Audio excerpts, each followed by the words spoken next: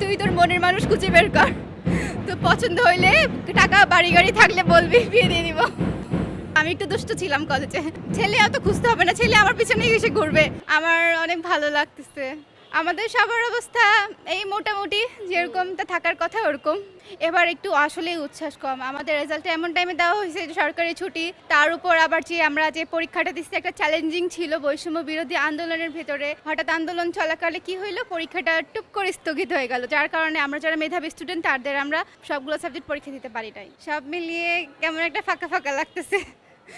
সবগুলো সাবজেক্টে হয়তো পরীক্ষা দিতে পারি নাই। বড় হয়ে প্রভাষক হইতে চাই, শিক্ষক হইতে চাই। আমার এই প্রফেশনটাই ভালো লাগে, কারণ এই প্রফেশনে আমার মানে লাইফে অনেকগুলো মানে সুযোগ থাকে, ফাঁকা টাইম থাকে। আর স্কুল কলেজে দেখা যায় যে স্কুলগুলো মর্নিং শিফট, ডে শিফট, এরকম শিফট বাই শিফট থাকে।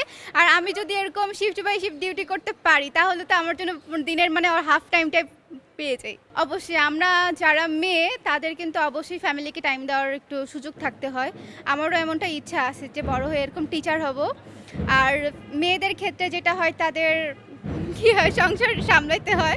আর আমার আম্মুর ক্ষেত্রে দেখা যায় আমার আম্মু আপু দুইজনেই মানে চাকরিজীবী, ওনারা আমাদেরকে অতটা টাইম দিতে পারে নাই, যার কারণে আমাদের অনেকেই মেন্টালি একটু একা থাকতে হয়েছে বাসায়। আমাদের সুবিধা অসুবিধা দেখার মতো তখন কেউ ছিল না, বাবা মার মতো এতটা ভালো কেউ দেখে না।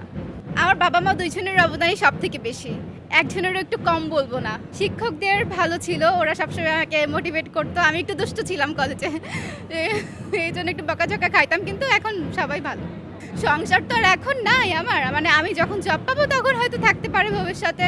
না, আমার বাবা মা বলছে তুই তোর মনের মানুষ খুঁজে বের কর, তো পছন্দ হইলে টাকা বাড়ি গাড়ি থাকলে বলবি, বিয়ে দিয়ে দিব।